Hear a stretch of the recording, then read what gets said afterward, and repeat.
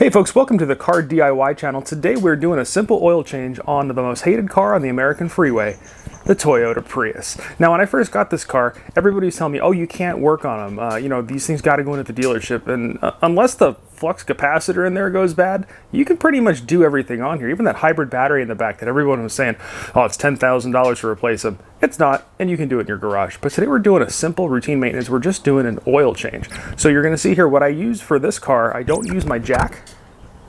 I actually use the ramps here. And the reason I don't use the jack is because this car is very low to the ground.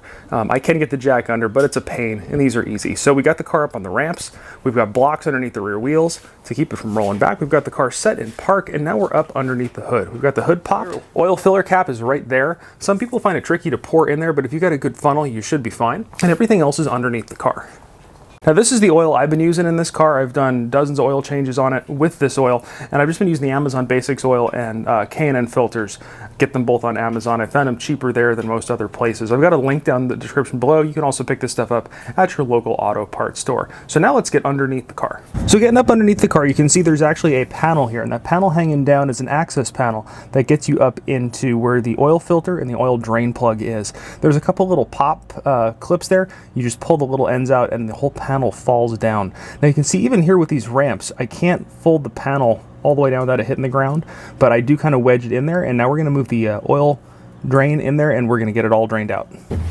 Now using a 14mm box end, now using a 14mm wrench, unscrew. Now using a 14mm wrench, loosen up the drain plug. I've actually found that it's easier to then manually loosen with your hand because you can put pressure on the plug as you're loosening it so it doesn't drip out until you're ready to pull the plug totally out. When you go to replace the drain plug, be sure to put on a new seal. You can also pick up those seals in the link below or at your local auto parts store. The oil filter on the Prius is not a traditional can style filter, so you will have to use a special filter wrench to get it off. I do have a link for that in the description below. If you try to buy this from Toyota, you're going to pay out the nose for it, but you can pick it up online really, really cheap. So you're going to need the special wrench end to actually get the filter loose, and as it comes out, more oil will come out, so make sure you drain that safely into the pan. So here we are moving up onto the mess that I call a workbench. We've got the filter itself. That thing comes right out, and now we've got the new filter here. I'm using a K&N this time, and that new one's going to go in, and it fits right over this little sleeve right here. In it goes, and then the only other thing to deal with is there is a little rubber gasket in there, and every time you buy a new filter, it is going to come with a new gasket. Now something I like to do with these is I like to get a little bit of oil and just lube up the gasket a little bit. This helps prevent any chafing or crimping or anything like that when you seat the new one in there, and it also allows everything to fit in nice and snug and smooth.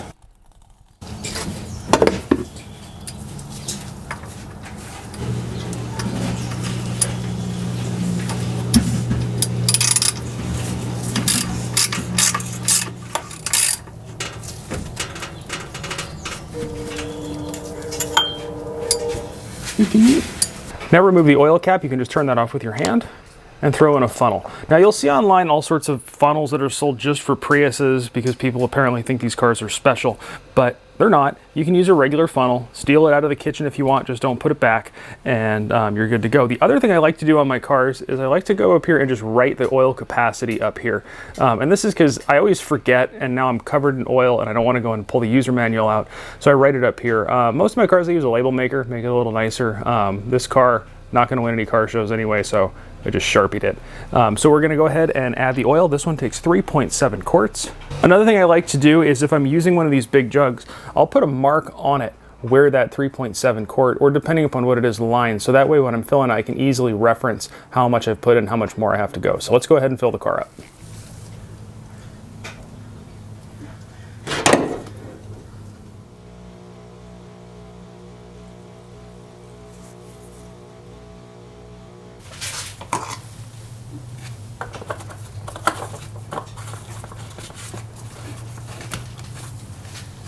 So now with everything under the hood and under the car taken care of, it's time to reset that little pesky maintenance thing that comes on up here. So we're going to start by coming down here, and we're going to turn the car on, but not power up the engine, just turn on the car. And then the next step is we're going to come down here to trip, and we're going to hit the trip button until it says trip A up there. trip A.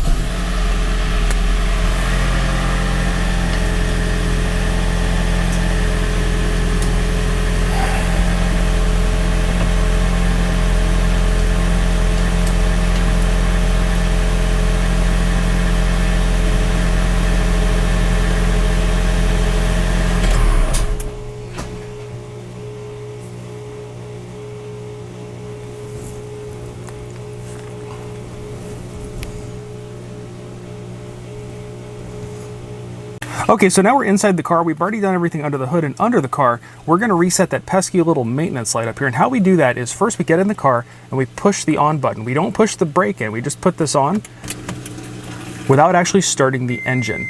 Now we're gonna come down here to the steering wheel and we're gonna hit this trip button here until it reads trip A, which you can see it reads trip A, up on the dashboard. So now with the car turned off, you're gonna locate this little button up here. You're gonna push that button in and then press your power button. And when the car starts back up, you'll see up there, it'll say resetting maintenance data. And once that little bar is done, it is complete. Your mileage is reset for your oil change and you're ready to go party. So if this video helped you out at all, give it a great big thumbs up. Go down below and hit that subscribe button because we're gonna have lots of other car DIY stuff, not just for the Prius, but for a bunch of cars. So stay tuned and thanks for watching.